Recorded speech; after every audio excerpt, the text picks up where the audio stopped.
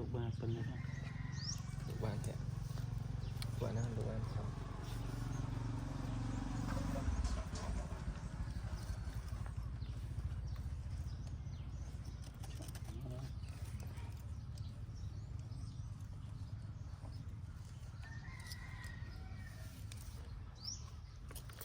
nó sơ tập mũi nha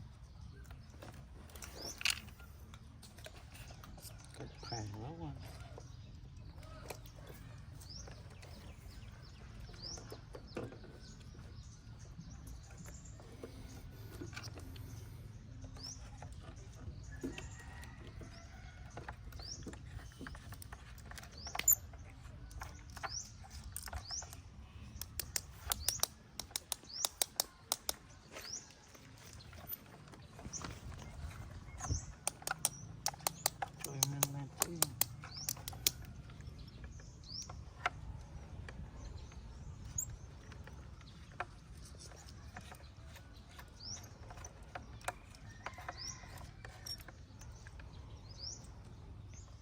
nên thấu to hả nó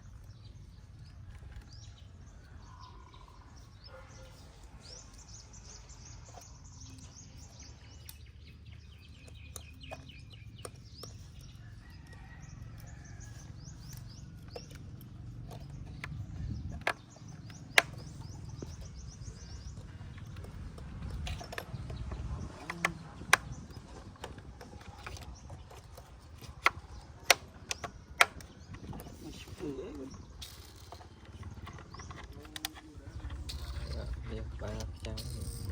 thuộc ba trăm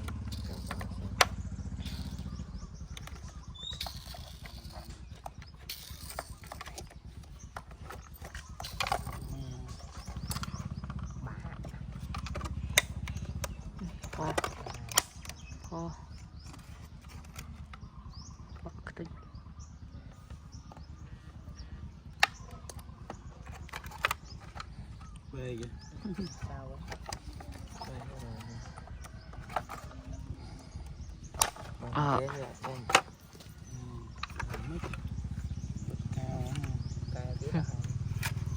mai thôn vô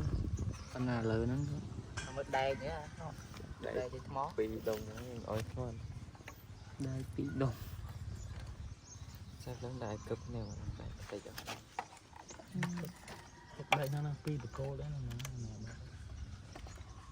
con chào ấy đây đại thẻ đây nó bạn gửi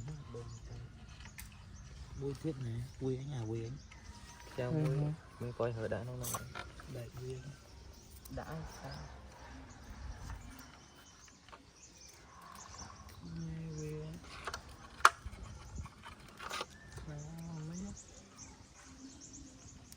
thực tế sao mới thực tế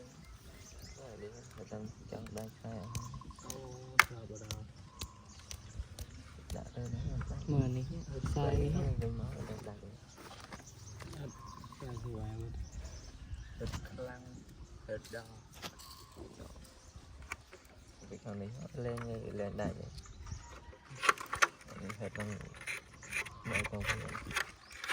như là tiền mình làm bậy này tiền ấy chạy thả khỏi ấy chạy thả khỏi đã nó mò mà khỏi đi mò tên muối tớ chạy nó mình biết đó tớ nó mất đất cam lại pi flat căng căng thẻ là thẻ năng lợt đa trong hụi đặt cho nó chơi nước nó